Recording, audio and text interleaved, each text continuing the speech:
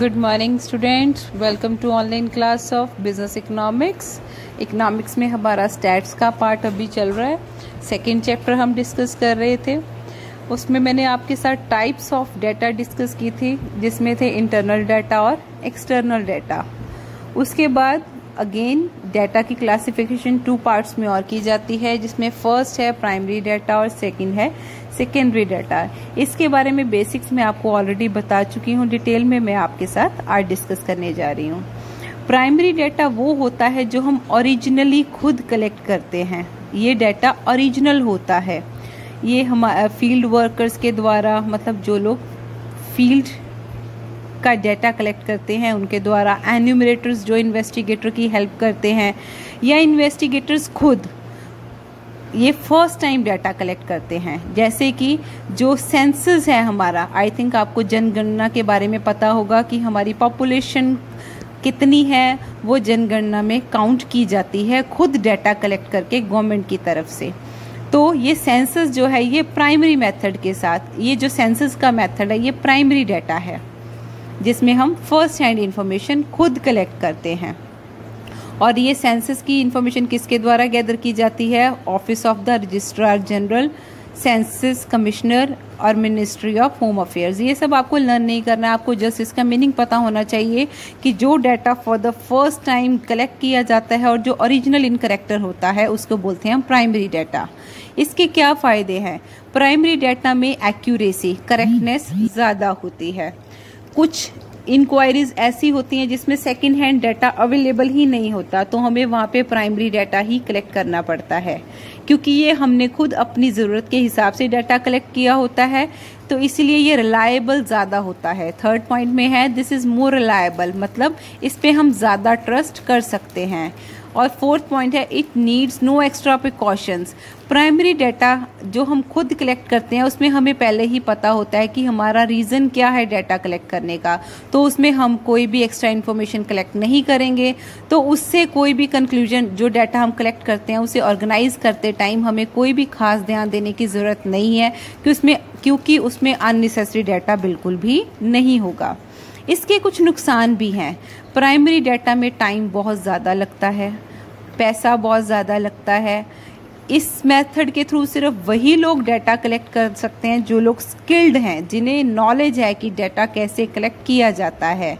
और समटाइम्स ऐसा भी होता है कि प्राइमरी डाटा कुछ कामों के लिए अवेलेबल हो ही नहीं पाता, और उस केस में हमें सेकेंडरी डाटा के ऊपर डिपेंड करना पड़ता है। तो अब हम चलते हैं सेकेंडरी डाटा की तरफ।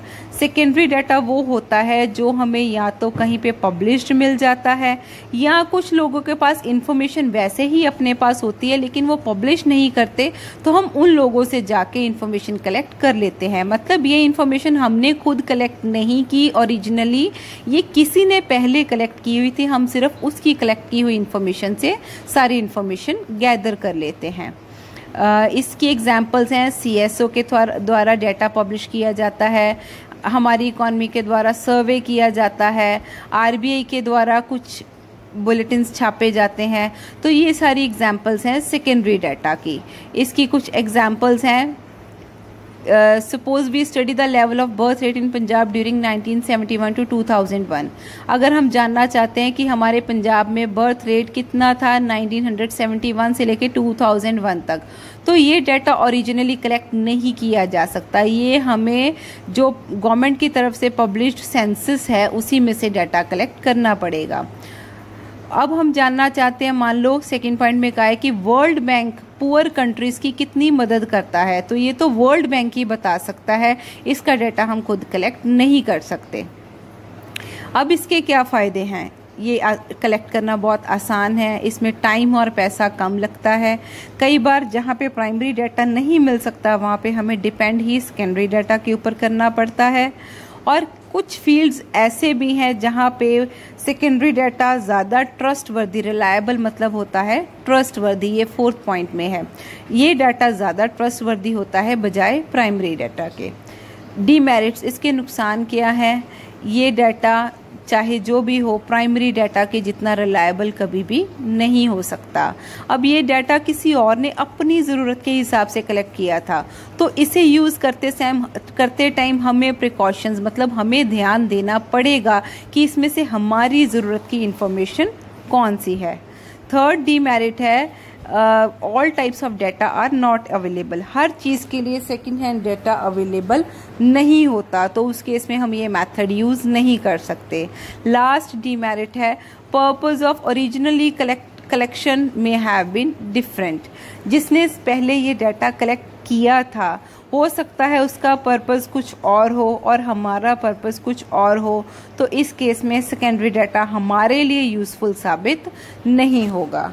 तो ये है मेरिट्स और डीमेरिट्स प्राइमरी डाटा की और सेकेंडरी डाटा की। ये आपने 4 मार्क्स के अकॉर्डिंग प्रिपेयर करना है। 4 मार्क्स का क्वेश्चन 1.5 पेज तक सफिशिएंट होता है फॉर पीएससी भी। सीबीएसई बोर्ड वालों के लिए कोई पेज कंपल्जन नहीं होती है। तो आज के लिए यही टॉपिक आपने करना है। अगर कोई प्रॉब्लम हो तो आप ऑनलाइन मेरे से डिस्कस कर सकते हैं।